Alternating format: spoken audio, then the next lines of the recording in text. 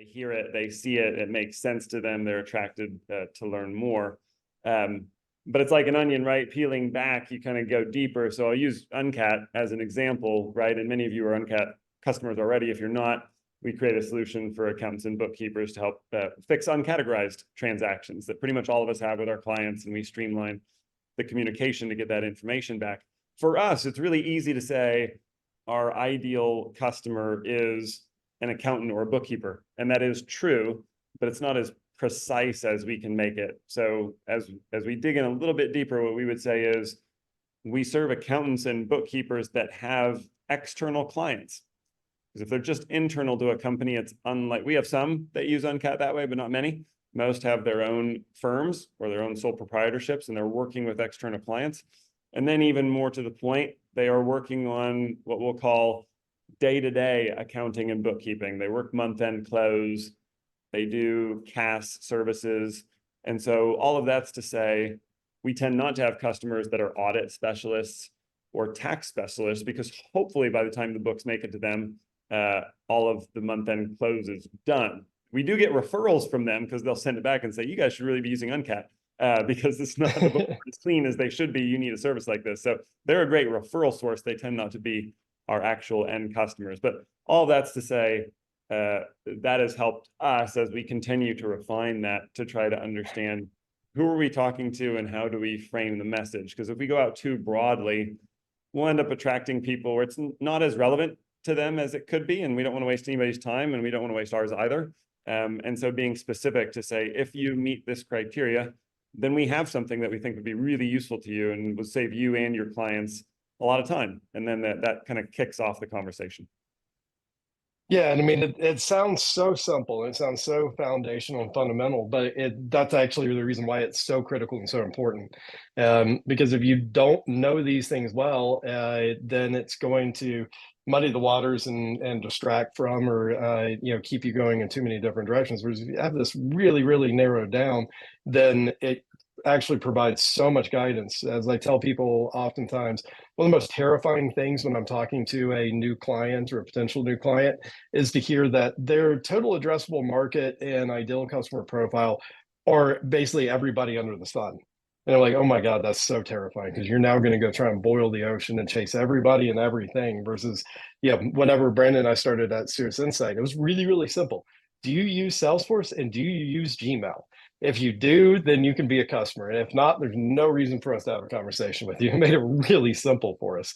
So, having that well-defined target can be absolutely key and instrumental. And on the bookkeeper, accountant side of things, stuff like that, if you think about it, it's the same type of story. If you are targeting, kind of everybody in the sun, small business, big, companies, people in, commercial, in retail, in real estate, there's idiosyncrasies and ins and outs of every one of these. And so that means that you're not going to be particularly expert or great in any one of those specifically, versus if you really narrow that down, like your ability to be able to do that efficiently and do that well and be more expert than the others that are out there and be able to grow and retain that client base becomes so much easier to do. All right. Yep, 100%. So, As we go to this next one, the only thing I wanted to mention briefly, because many of you fit into this category and obviously are doing this already, but it's been interesting for me to observe the customers that we serve, right? The firms that we serve through Uncat, how so many of them are highly specific. So let's say we do accounting for construction firms that do rehabs of residential properties in this city. Or we only serve beauty salons up to $1.5 million a year in revenue. We have customers that only work with nonprofit organizations. Some firms are only serving churches and faith-based organizations. And so it's been interesting to see a lot of niches. Others are broader in industry, but like Jason said, maybe size specific. So they may say, look, well, we can take you if you've got fewer than 5 employees. That's really our bread and butter. But as you get bigger than that, you've got some other and different needs. And so it's, it's good for us to be able to bring in additional resources or for you to have another option. So there's a lot of different ways, like Jason said, to slice it. But I think in the accounting industry, frequently people are choosing a niche, which I think can be really advantageous. Yep, yep. And so, how does this break out? What do you actually do once you've narrowed this down, and what are the implications around it? So we called out a few of these. We've already mentioned and alluded to them. But Brandon, talk about how you're seeing them leverage this type of detail and specificity to be more effective in these different tactics and categories. Yeah, I mean, I think for us, so my co-founder in Uncat, Adam Slack, who runs Two Roads, has been extremely helpful in this way because some of it's just understanding the language of that particular industry, right? So the way that Adam will talk and describe challenges and describe wins and how he serves his clients is the type of language that we adopted in Uncat, because there's so many terms of art, regardless of industry, of how you describe something. And when someone hears you talking in that way, they know that you're an insider and you understand their pain points and you understand how to tailor solutions. So I think that has to go to messaging. We talked about targeting a little bit already, and I'll let Jason do a deeper dive in terms of like the marketing efforts, because he's the expert on that.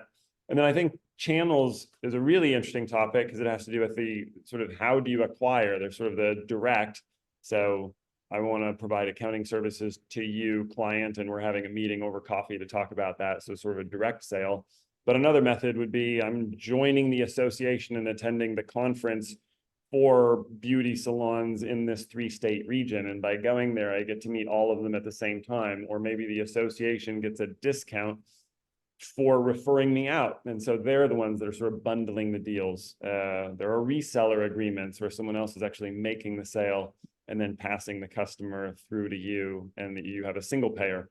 So there's lots of different ways to sort of think about not only preferred communication channels, but also channels through which you can sell. So in my mind, marketing and sales are tightly intertwined. They're not separate things. They're all part of the same overall go-to-market motion. And so you think about how you're going to market, and the way that you're talking is also the way that you're selling. Yeah, I mean, absolutely. Targeting and messaging and channels all kind of go hand in hand. So, your targets really begin with that narrowing down on your ideal client profile.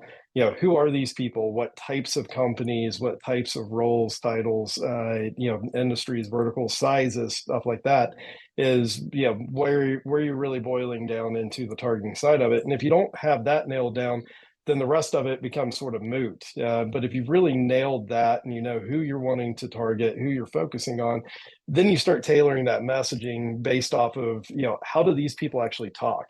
What are their interests? What are their pain points? And you can do that, as simply as just engaging with these people. And one of the things I tell, most companies I work with, especially very early on ones, is do the stuff that doesn't scale. And that primarily consists of go and have a lot of conversations, figure out how these people are talking, figure out what they're struggling with, what the problems that they have are, what solutions are out there, and things like that. And you're going to naturally pick up on that and figure out what's really connecting and what's working and what's not. Same sort of with channels. Where do these people live? Where do they talk? Where do they communicate with each other? And that can run the gambit. That can be things like social platforms. Is it LinkedIn? Is it Facebook? Are there groups specific to it? Are there Slack communities? It can be actual all the way down to like individual, one-on-one things. Like, are there, groups local to you where people get together and have, social meetups and stuff? Are there different, localized groups or chapters that, make sense to be a member of or go attend, get-togethers for and stuff like that. And so you figure out, where do these targets actually live? Where are they actually having conversations with each other and with others? And then, of course, go place yourself in it. Go be active within that. Go have the conversations within that. And then the tactics become part and parcel to that. So based off of where they live, where they're actually having conversations, what are the tactics? What are the ways that are going to be effective for you to get out in front of it? If you're hyper localized, then those, face-to-face type things are oftentimes going to be your most effective tactics and channels for being able to do that. Again, it's also something that lends itself to something like direct mailer. If you're hyper localized, maybe a great way to do it, even being able to do stuff where you're actually giving something more than just like a postcard you're sending to them. You can actually go and do like, gifting that's going to wind up in the mail for them, stuff that can be extremely effective, but it's also something that's more expensive. And so you want to make sure you're very, very targeted and, aligned on where you're going with that. And then, I think the biggest upshot of all of this is this specialization piece. You're able to specialize in how you speak about it, the tailoring of your offerings, the ability to be able to stack things that are complementary that allow you to be able to do upsell and cross sell opportunities. Hey, you're doing this with us. How about we add on this other piece of it that's going to facilitate what you're doing and what we're doing with you and things. And so that expertise, that ability to know what they actually need and what those add on offerings can be that would be compelling to them wind up being huge ways for you to be able to, increase your revenue per client versus having to go out and acquire net new, which obviously, or maybe not obviously, entails all kinds of costs to go find and acquire those new ones versus retaining and growing the ones that you already have in house. We jump tangentially because Jason mentioned gifting, and it's hard to resist some stories around that because at our previous company, a lot of things, and at Uncat, we've tried a few things. So one of the things that we did at our previous companies here, since a lot, and something that we've done at Uncat some at conferences as well as some online, is utilize gift cards. And so in our case, it was Starbucks gift cards because they tend to be easy to use. There's Starbucks stores everywhere. Generally appreciated. My experience is like 99% of the population will be excited to get one and they'll go use it straight away. Within 24 hours, they'll use it. So they'll benefit from it. They'll remember where they got it.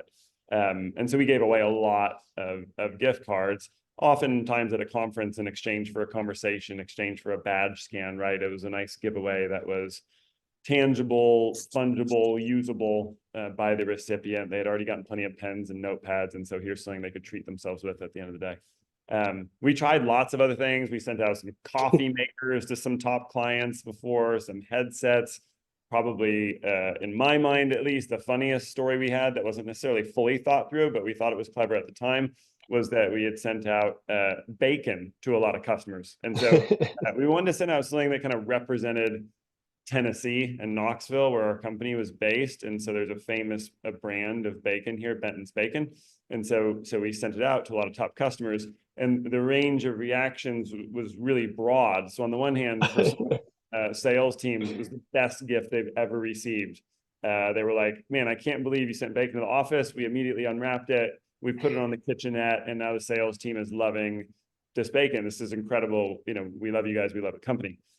On the flip side, we hadn't considered that the holidays were approaching soon enough that some of the teams had gone on vacation. And so when they got back, receiving bacon a couple weeks late wasn't going to work out, right? It was no longer a gift that they could enjoy. So we resent it to some folks where it had not, the shelf life wasn't long enough. And so we hadn't necessarily appreciated that at the time we got excited about sending it. So that's all to say, we gave away t-shirts and hoodies and hats and all the things that are tangible you can give away.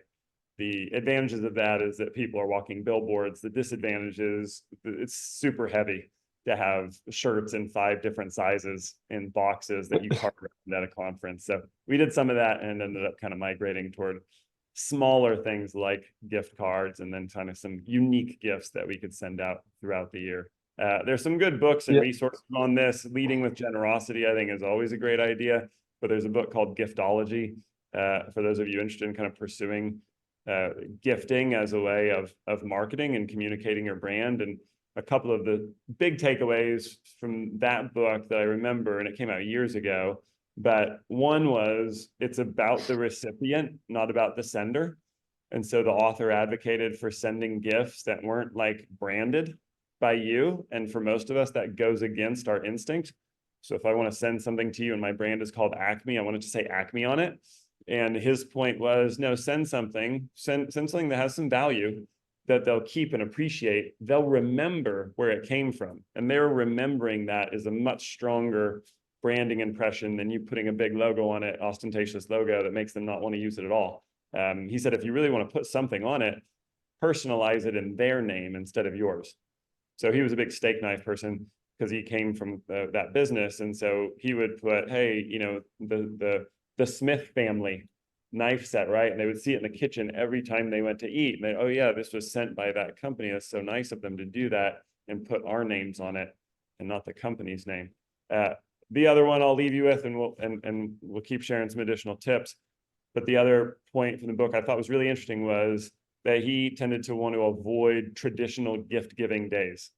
He's like, everyone's going to get something from the vendors they work with over the traditional holidays. He said, I like to send gifts like at a random middle of June. He's like, there's no holiday near there. No one's expecting to receive anything. And that's where you make the big impression. You don't want to be the third fruit basket that they've received for Christmas. You want to be that random out of the blue gift they got in the middle of the summer that was personalized in their name, that had some value that they appreciate. So anyway, a couple ideas on gifting that we learned over the years. Yeah, to build on that really quickly, the science and the psychology behind why this stuff is so effective, you're triggering reciprocity in people, which is literally the foundation of society, relationships, you name it. Like, I do something for you, you feel a very, very strong urge to do something in return. It's the reason why pharmaceutical companies invest so much in creating swag like pens and stuff like that to leave behind, because something even with a nominal value, in fact, a lot of the science will say the less valuable it is, the more actually it will influence people, because they're less wary of it. They're less combative against that influence. But it's the reason why they do that. It's the reason why, if a waiter puts a mint with your check, they're doing that because science will show you that it will actually inflate the tips that people are leaving you. And so that's what you're triggering whenever you do this. And to what you were talking about doing it at random times, what you're doing a lot of the time with that as well is you're triggering people's reward centers in their brain. So you're triggering a dopamine hit that happens whenever they get something as a reward. And guess what the most effective way to trigger the biggest dopamine hits are? It's when you do something that's unexpected. It's that unexpected reward. And a couple of more stories to tell, and we'll try not to do nothing but story hour with this. But one of the things, we added a feature to the app at one point that was a schedule meeting feature, and it allowed you to be able to take times that you were available and drop them into an email. And so we could just click the time instead of having to go and click through and look at your entire calendar and stuff, and it would be booked. And we just on the lark automated something where it was like after the fifth time somebody had scheduled a meeting, we'd kick out an email to them and be like, congratulations, you've scheduled 5 meetings now on average to save you this amount of time. Go take an extra long coffee break. There was no actual reward in there other than just like us calling that out. People ate that up because it was an unexpected reward. It was an unexpected dopamine hit that they got out of it. And it was like one of the most effective things that we built into the app at any point. It was just because it was so unexpected, and people would just, they ping us on LinkedIn, they ping us on Facebook, on Twitter, like, this is amazing. Similar story with the swag. We really kind of ultimately settled on Starbucks gift cards and unicorn plushies. And that's what we gave away to people. And holy crap, they love the unicorn plushies. One of the most fun conversations I ever had was with our CEO at Cirrus, of trying to explain what's the ROI on a unicorn plushie. But I mean, people would take them out to lunch with them and stuff like that. And then, the last one on the bacon front, the best part out of that, the best story was we sent bacon to all of the team members at one of our biggest partners. And turns out they all worked remote. So they all went to the office, was the home of the CEO and founder of it, who happened to be Jewish. So we wound up with like a dozen packs of bacon as a Christmas present, which thankfully he had a great sense of humor about it. But it was definitely one of those like, we didn't think that one all the way through there. Very gracious. But I did actually mention something relevant to the slide we have here, which is partnerships. Partnerships is something that Brandon and I both have worked with quite a bit. For me, at least, more than I honestly would care to. It's one of those that keep winding up in my hands. Partnerships are hard. they're really hard to do and to get right. But if you do, they can be wildly beneficial to you. And back to that narrowing down and clearly identifying who your targets are. If you don't do that, then it's going to be nearly impossible to align what you're doing with what the partner's doing. And the key to successful partnerships is that alignment of incentives and motivation. And so if you are not really dialed in on who you're going after, why, what problems you're solving, stuff like that, that partnership is never going to work or be effective. And it's actually going to be counterproductive because you spend a lot of time and effort trying to make something work that it's never going to properly align on. And so you're going to see across all of these how fundamental it is to make sure you're nailing down all of this really early stage foundational stuff, because it informs and it's going to determine the success or not of all of these additional things. Agreed. And it is a balance. Anything? We were honestly advised by some really smart people to not pursue partnerships because sometimes they don't necessarily bear fruit and they can require a lot of upfront time. We pursued them anyway, and thankfully we're validated in that approach because those relationships not only helped us to understand the market and arguably build a much better product in the first place and on an ongoing basis, but also a lot of things happened sort of to us that we weren't aware that came from those partnerships that only later we found out, right? Which is often the power of a relationship, is that good things are happening to you. You're not sure exactly why. So that becomes an interesting thing because a lot of marketing, we have a desire for attribution, right? We want to know what worked, how often did it work, what combinations of things worked, and then we want to optimize for that, which is definitely a great activity to pursue. And we can talk about that more, and we do that. At the same time, a lot of relational things add what we'll call goodwill, right? When someone brings up your product, does someone else have something good to say about it? They're not reselling, they're not referring, they're not pitching it. Maybe they haven't even used it before, but they've just had a good experience. They've encountered your brand or they've met you and they're like, hey, I've never used Brandon's bookkeeping service, but I really like him. I like what he does in the community. He offered to help me once. I didn't take him up on it, but he was there when I needed him, and I appreciated that in general. So overall, I would favor someone else buying his services. So having people out in the community, out on the internet, in the network, sharing good things about you because you've been generous and because you've showed up and built those partnerships, I think has tremendous goodwill value and often tangible, trackable value as well. Yep, 110%. And one thing I see people do all the time is get enamored with what they can directly attribute and track versus trying to focus on just doing that next right thing and really trying to please and delight the people that they not just work with, but interact with. All right, which builds right into the next one. How in the world do you get referrals other than to exceed expectations and please those that are out there? So build on what we sort of already alluded to there, Brandon. Yeah, for sure. I mean, I think having people that feel strongly enough about your product or service to actually share it with another is key. What's funny is because I get a chance to work with a lot of entrepreneurs and other founders, is that they'll say, oh, so far, we're just growing by word of mouth. And I was like, oh, that's the best. Like, just keep doing that more, right? Everything else arguably is harder. Paid advertising, generating a lot of content, getting out and hustling. If people are naturally sharing because they've had a good experience with your brand, and by the way, these don't need to be paid referrals necessarily. It just means that someone's willing to share it, right? I love my Mac laptop, and I'm going to tell Jason, hey, next time you buy a laptop, and I really like my Mac, works great for me, plenty of power under the hood, does all my applications really well. You can get a discount if you use this code if you want to, but it's not my code. I don't make any money off that. It's just a way to share a discount with a friend. And so, we benefit one way, and we may have a slide on this later, but I'll jump the shark a little bit just to say one way to sort of get a referral that's a broad referral is through a review.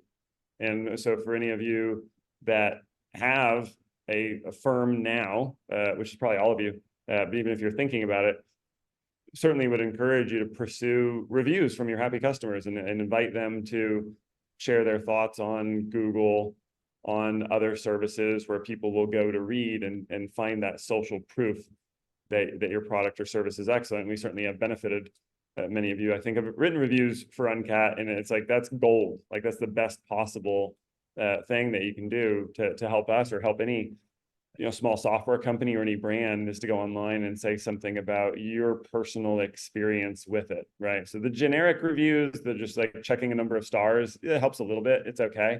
But really sharing, like, this is my pain point, this is how I used it, this is the problem it solves. Other people will read that, of course, and say, I'm like them. So I want to have the same outcome that they're talking about.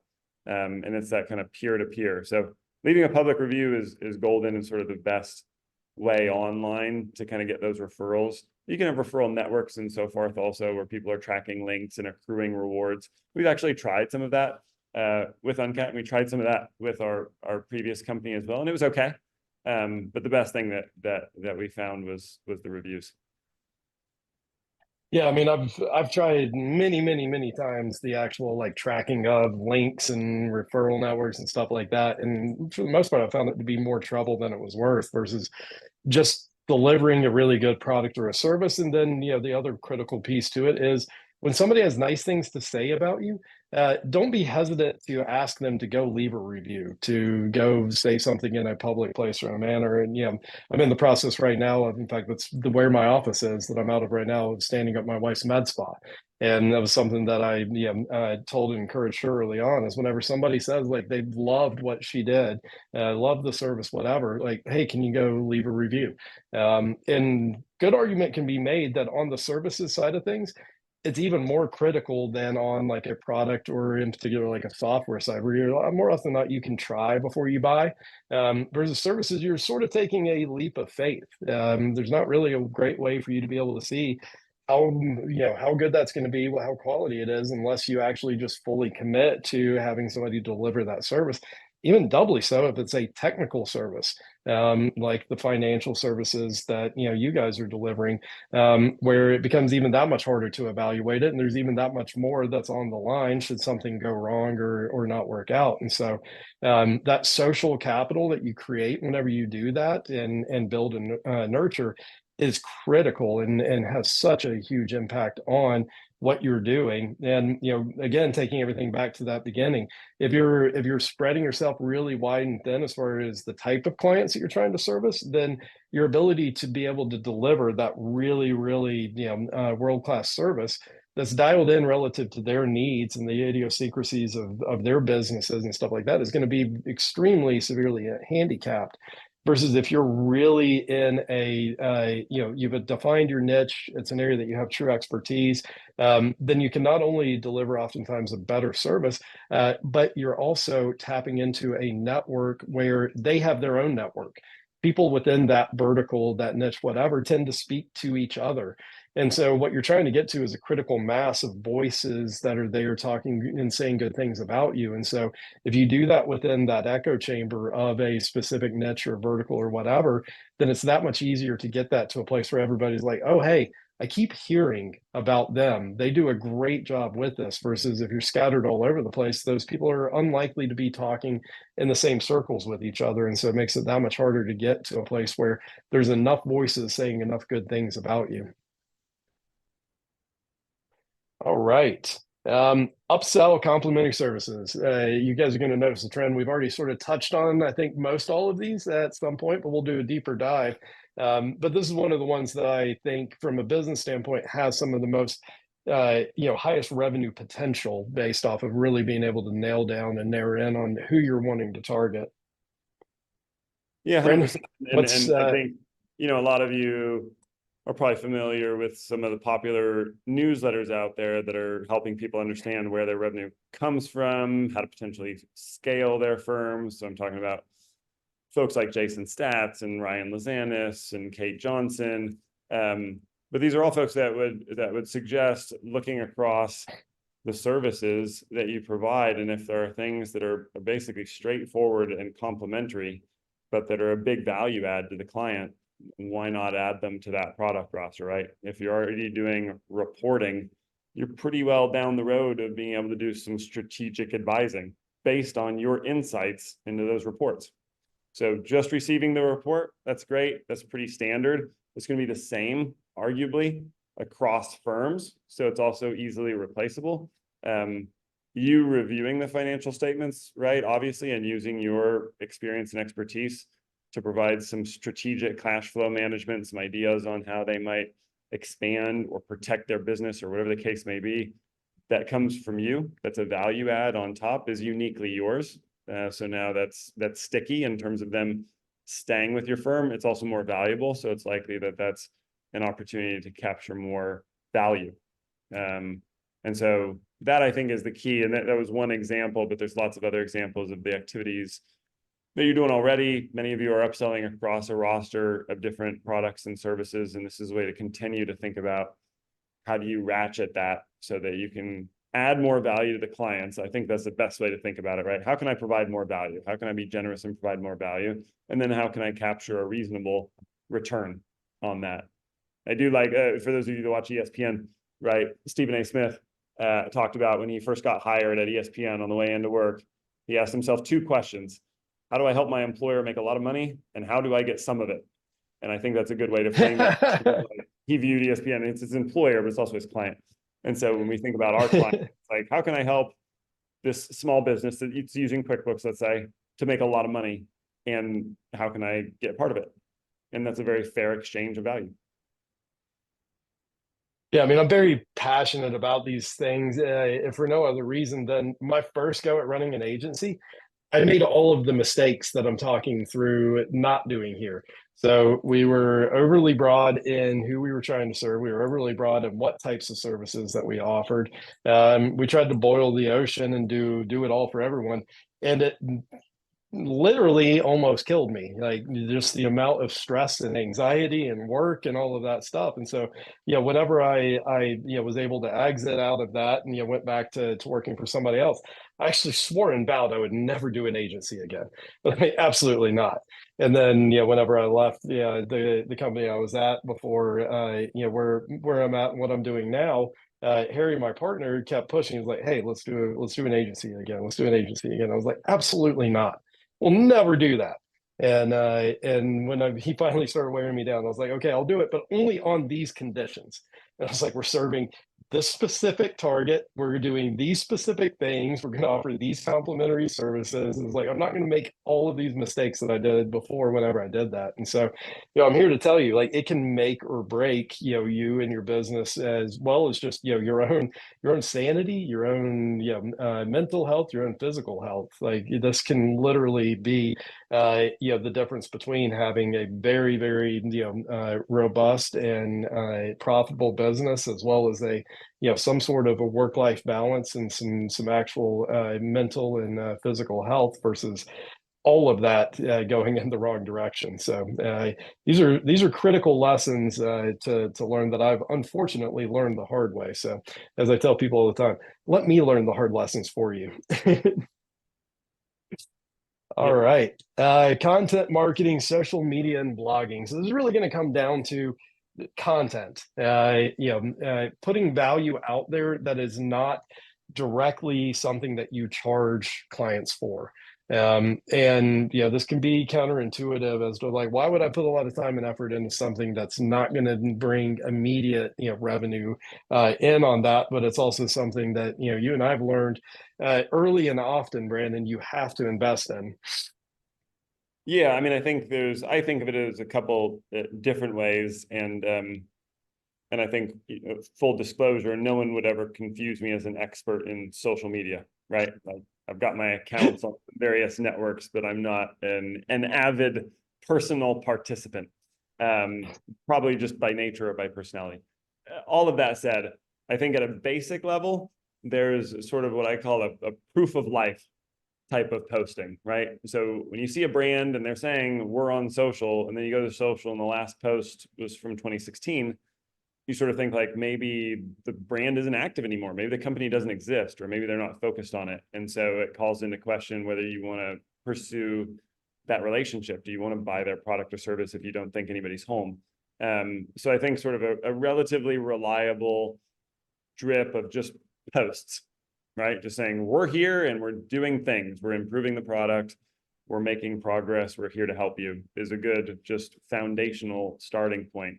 Really where you want to get though is a pretty reliable drumbeat of value add content like Jason's describing, which is based on what you know, your experience and expertise that you can sort of send out over time that is valuable and accretive to the audience, and that they feel is useful to them, and possibly so useful they want to share it because it reflects well on them, right? Where it's like, oh, I just learned this from Jason, so now I'm going to share it. Makes me look good, makes him look good too. He gets more followers. I get a pat on the back for finding it, and the network goes round. So I think to the extent that we can share things, whether it's a case study or a checklist of tax tips for accountants and bookkeepers, or a simple comparison of an old workflow of dealing with uncategorized transactions, which might be download a spreadsheet, download the next spreadsheet, email it to the client, chase the client for information, manually copy and paste their answers back into QuickBooks, compared to syncing all the transactions from QuickBooks, getting an answer through a web-based interface and immediately categorizing it through Uncat, right? Those are useful because people can then visualize, okay, this is what they're offering. This is the difference. I can share it with my clients. I can share it with coworkers. I can share it with other firms, and it will add value. Is probably the best posting that we've done on social media and blogging, because those are the things that people do download the most. Our month-end close checklist, our year-end close checklist, our tax deadlines, and some workflow recommendations that people can implement in their firms. And those are the ones that have resonated the most.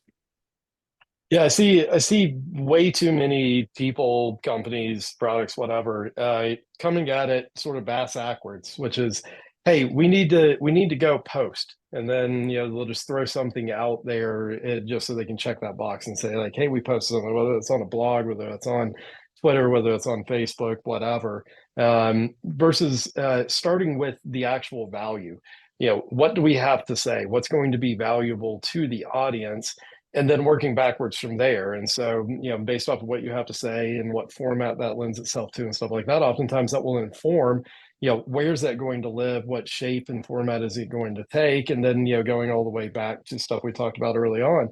If you remember, part of that defining of that ideal client profile is, where do these people live? Where are they talking? Where are they interacting? How are they conversing with each other? And so that's going to then oftentimes inform and dictate what channels you're putting this stuff out there in.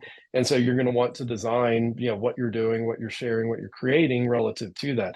Also means that you're able to dial in the type of content you're creating to be valuable to them, because you have a more narrow audience that you're looking at. And so instead of being, super, super shallow with what you're creating, so that you can have that be applicable and valuable to basically everybody or a very wide swath of people, you're able to then go deeper. You're able to go and find more value that, fewer people are going to be able to provide, because you've got a more narrow audience that you're able to understand better and talk to and talk at a deeper level relative to. So it's going to make it inherently more valuable. And then, as far as where do you share this stuff? How do you share it? Stuff like that. It's going to largely be dictated based off of, again, where do these people reside? Where are their conversations happening? And so, I've worked with some companies where, they were 100% on LinkedIn, and like that was it. That was the only place you could find them. Others where we were selling to devs and engineers, and it was, you could email them, but you had to be really careful and make sure they had opted in somehow, because they're going to get really pissed off. Last thing you ever wanted to do is call them, because when was the last time you had like a great cold conversation with a developer and engineer? If you're best friends with them, they can still be rough conversations. And so you want to be where those people are going to be, engaged in the formats and the ways that they're going to be used to, and really kind of tailor that around who you're trying to get to, what they're used to, where you're able to find them. And so that's going to go hand in hand with the next piece of it, which is email marketing. So, to a large degree, I look at email marketing as just another channel for extending and reaching out, and being able to share that value add content, those things that you have to say. But Brandon, I still say this one to this day all the time. Brandon, before we started Cirrus Insight, was in fundraising for universities. And so I remember him telling me all the time, very early on in both of our careers, it was all about finding non-creepy excuses to reach out to people. And so you're finding excuses for, tapping them. Hey, we created this. We have this news about what we did, or we have this success story, or whatever. And you find as many excuses as you can that are not just tapping them on the shoulder and saying, "Hey, you want to give me money?" But I still live by that when I still tell that story all the time, Brandon. Love it. Yeah, no, and it is tricky, right? Because we're focused on our firms or our businesses. So we tend to think like, what do I want to say out to the world? And it's a relatively perhaps anonymous type of list where you're just like, I just want to update everybody. But I do think when we do it well, when any of us do it well, then I do think we're really thinking about the individual recipients and what are they reading? And did it add to their experience that day? Was it actionable in the sense that they could put the knowledge to work? Was it interesting? Did they learn something? Because if we've learned something, then frequently, because we're storytelling beings, we'll then repeat it, right? We'll tell other people in our firm or other people around the water cooler, like, oh, I just learned that, last year, the number of tax returns filed on time was up by this much, down by this much, or some factoid, some piece of trivia even that's interesting, but is repeatable. And, oh yeah, I heard about it from, and then here's your reputable source that shared that information with you, especially if it's a valuable tip, right? Like, oh, wow, reading that new workflow, I didn't realize the way I've been doing it for 6 years, I didn't need to do that anymore. There's a quick little hack that saves me 3 steps, or an app that covers it, and it's inexpensive, so it's totally valuable and worth it. So thinking about those things that can be shared, and for any of us, I can always do better at it, but if I'm doing a good job at it, it means that I've reflected on things that are truly useful to me, and then I share those things out. Because usually there's some other people that are similarly situated. It won't be everybody. Some people will be like, oh yeah, I've been doing that for years. What are you talking about? You just figured that out? And that's fine. But others will be like, oh, I'm glad you asked that question. I'm glad you said that, because I was doing the same thing and now I'm not, right? So we're all kind of in it together, and that builds a lot of camaraderie, because people feel like, oh wow, he's got the same struggles I have, the same challenges, he's getting the same wins I have, so we're like living parallel lives. We feel a sense of engagement, and then there's a communication channel there. It's like, okay, whenever that company posts, I like to hear what they say, because I feel like they're doing it the way that I like to do it. And then you've got a true fan that's going to share, and its feedback loop goes back into what Jason talked about before, about referrals and reviews, and all the good things come from that communication. But yeah, for us, certainly we have lots of different channels that will send that will get people interested in Uncat, but certainly emails among them. When I ask people at conferences, well, how did you hear about us? It's like, oh, so, well, this friend that I'm in a bookkeeping club with forwarded me your email because you guys just announced this new feature, or you talked about uncategorized, and I just thought it was a problem I had to deal with. I've been doing it for 5 years, and it's always the same spreadsheet. And so I thought I'd reach out and get a demo or download and now I'm using the app, and it's great. And so it's really nice to know that's how it happened. But to Jason's point about attribution, that can be very difficult to track, right? Someone reported to them. We don't know who it was. We don't know how they came to us, but it is nice to hear those stories. Yeah, a few things on email marketing, because that's really where I began my marketing career, was in email marketing. And a few takeaways from it that a lot of people don't understand, or it takes them a long time to get their arms around. Email marketing, and sharing even on social and stuff like that, it's really about trying to stay top of mind. So, hey, I remember that person, I remember that firm, I remember that company. And so whenever a need or a time comes, they're not having to go rack their brains or try and remember. Like, you're immediately there, immediately recallable, and so that they know, okay, hey, I can now connect really quickly and easily that need with that potential solution of it.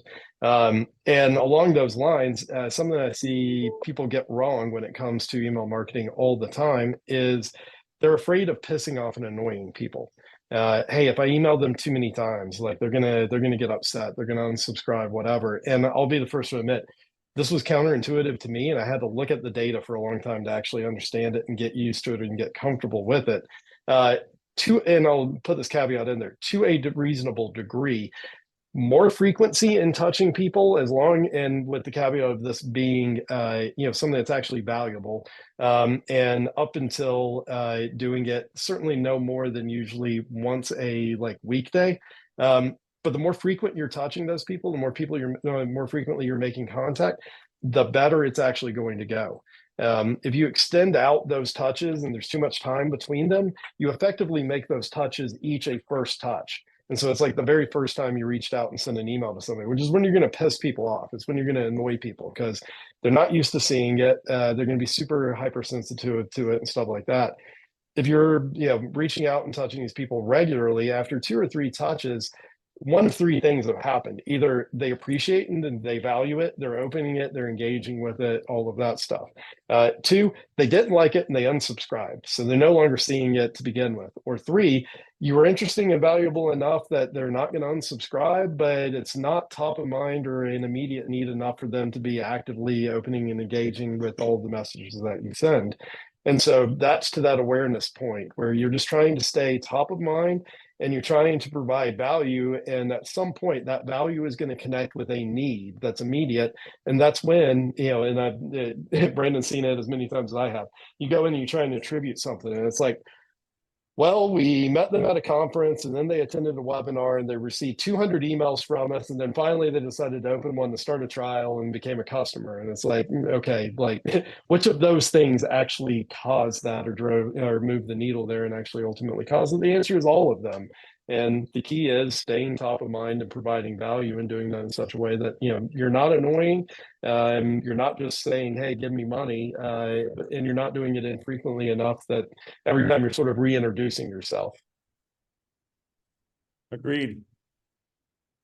All right, and then one last piece of this is, at least on the content side of things, is SEO optimization. So for those that aren't aware, and I'm going to go a little bit quick here because we still got a couple of slides. We're running short on time, Brandon. Imagine that we're talking too much.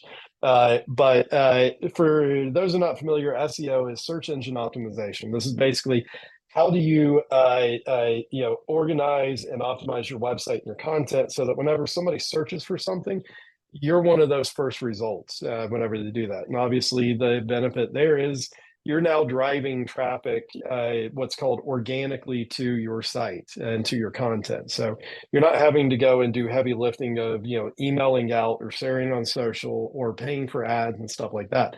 People, as they search for it, are just coming to you on their own, which is amazing. In fact, it was one of the keys to our early success at Cirrus was our SEO was fantastic for the combination of Salesforce and Gmail. And so we had huge traffic coming in just organically off of that. And so you want to make sure that you're optimizing your content around those keywords, those topics that people are looking for, and are going to drive that qualified traffic to the site. Anything super important to add to this one, Brandon? No, the only quick add is just that all of these things do work together, right? And so in terms of if you're spending on ads, you'll benefit from having better search engine optimization. The pages will simply perform better.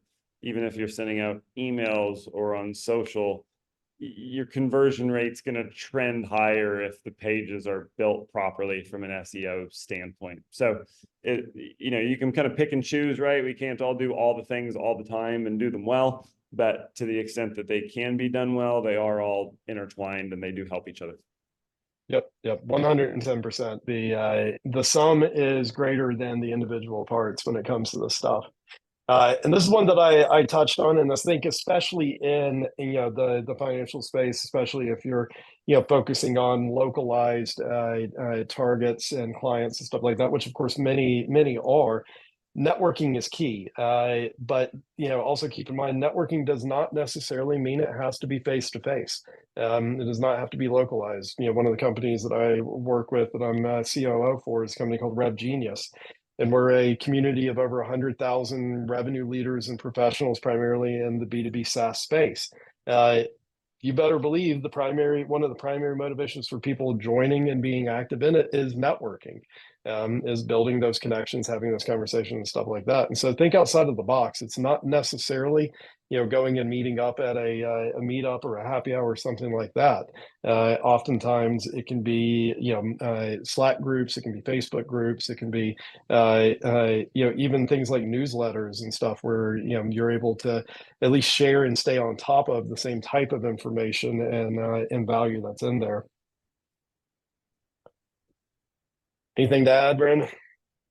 No, I mean, this kind of goes back to what we've probably been, banging the drum on for the whole conversation, which is that it is all relationship based. And so, yeah, I think the key for networking is to have fun with it. Be curious about other people, right?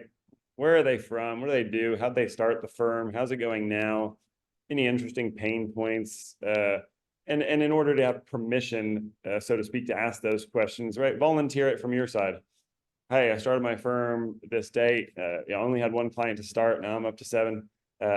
Yeah, they're like this. My challenge is, getting over 15 clients, because then I'll be at this kind of magical point where I can hire my first employee, but I'm not there yet and trying to figure it out. And that way, when you ask them where they are, they're sort of willing to share, and you engage in kind of an interesting conversation that way. But yeah, I don't think that people that go into networking of like, I'm going to go network, they're usually kind of disappointed, because it turns out it's just a bunch of people that want to get to know each other. It's not a big selling opportunity unless you got staged and you're actually making a live pitch. It's just a chance to meet other people. So I don't count on networking in terms of like, I'm going to go close deals. It's more of a chance to make a great first impression that then you can then follow up on with all the other strategies that Jason's talked about already. Or even worse, everybody there is there to try and pitch and sell. So, Yeah, all your conversations are yeah. That is miserable. And we've both done more of those than we would care to admit. Right. Cool. So I want to make sure we got a couple of minutes here for Q&A. A couple of quick, plugs on the software technology side, stuff like that. Being able to leverage, tech and processes and stuff that allow you to deliver your service better is going to create a better experience for your clients, and it's going to increase word of mouth as well as the effectiveness and efficiency of what you guys are doing. And similarly, if any of this stuff is Greek to you and you're like, I don't even know where to begin with it, getting a start with somebody who's an expert on the marketing go-to-market side of things can be a huge benefit. And just like I tell people all the time when it comes to hiring an accountant or a bookkeeper, if you hire a good one, then they're almost always going to generate more revenue or savings for you than you're paying them. And so it's almost always going to be a net positive from a revenue or a profitability standpoint. Same story for tech enabling tools, stuff like that, as well as working with an agency. If they're doing their job and doing it right, this ought to be a net positive, and it should be an investment for you as opposed to like just a cost structure within that. Cool. So we've got just a few minutes left. What questions can Brandon and I answer?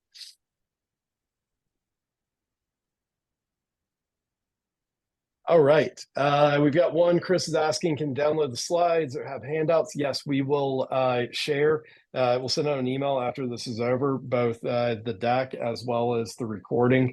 Full disclosure, recording started a couple of minutes late, so we'll try and put a nice little splash intro on it so that it looks nice and pretty for everybody, but the meat of it is all there. And we'll get all of this out to you guys after this is over.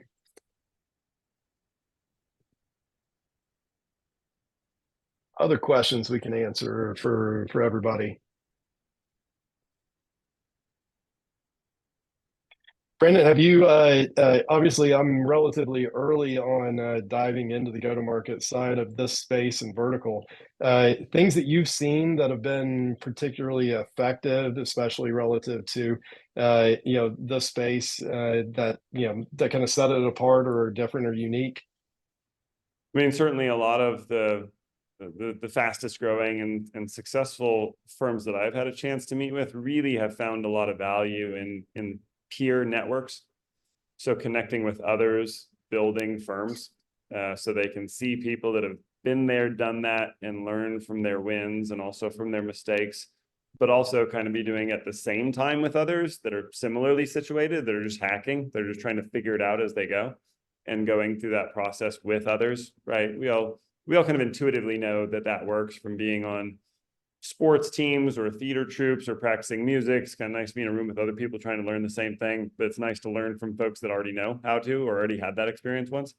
So that's popular, and there's sort of multiple flavors of that. There are just like Facebook groups, LinkedIn groups where you can just join, right, and be there. And some of them are smaller and private, and some of them are larger public groups. There's also some paid groups where you come in and it's really curated content.